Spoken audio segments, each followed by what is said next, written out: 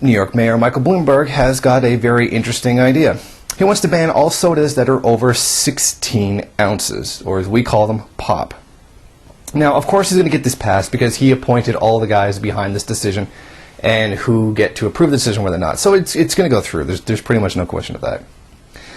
Now, his claim is that it contributes to half of all obesity in New York. Now, from how much I looked at it, I did not see anything that actually backed that up. Although I'm absolutely certain that pop is a huge contributing factor to obesity, but I wouldn't go as far to say that it was half. So I think that end might actually be anti-scientific. I didn't see any study that actually backed that up. If somebody does find that, post it. Now, straight up, I love Coke. I drink tons of it.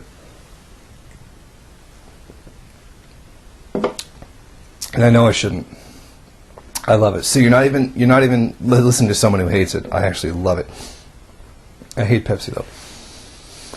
Now, obviously this is going to go into the realm of people complaining that this is big government getting into their lives and interfering in business and wham.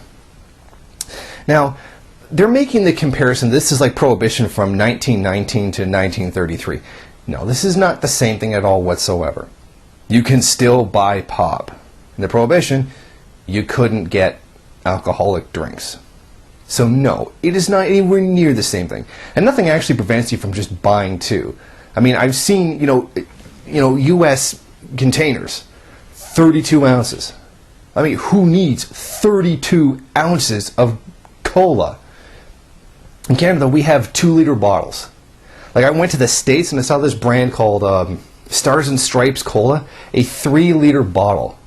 2 liters is excessive. 3 liters? I mean, I bought it just to try it, and to be perfectly honest, it tasted almost the same as Coke.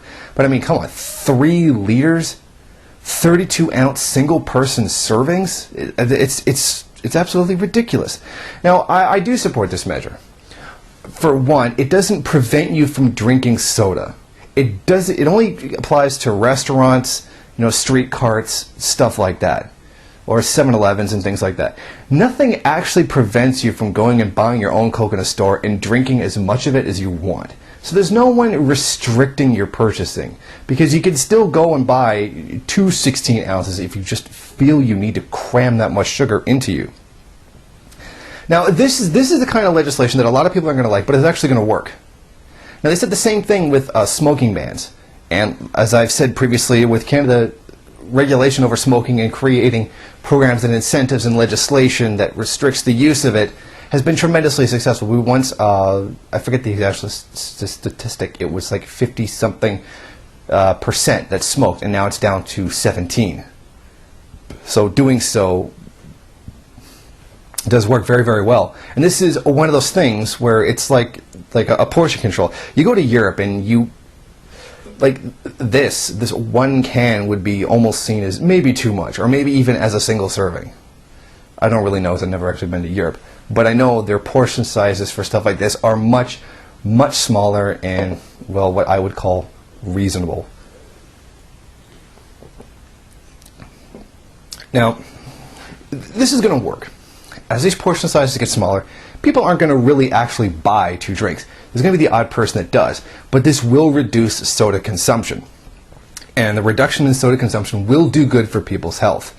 Now, this is one of those things where government regulation will do good. This is not a harmful regulation, as it doesn't actually prevent anyone from drinking Coke. This is not prohibition. That's a terrible, terrible comparison.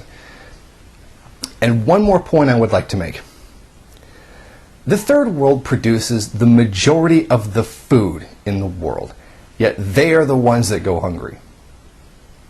The first world consumes the majority of the world's food, or hoards a great deal of it through the use of markets, fights for the right to be fat.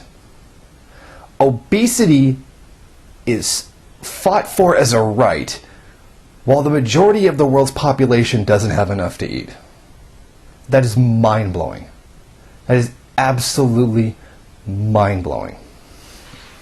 And will be an issue that will be completely ignored in the debate over this legislation. I just thought I'd like to point that out there because that is an increasing problem. We have a guy suing because an all-you-can-eat restaurant didn't give him all that he could eat. Under the law, is he right? Yes. Morally, he's a monster. The third world starves, while we in the first world sue for the right to overeat. It's terrible.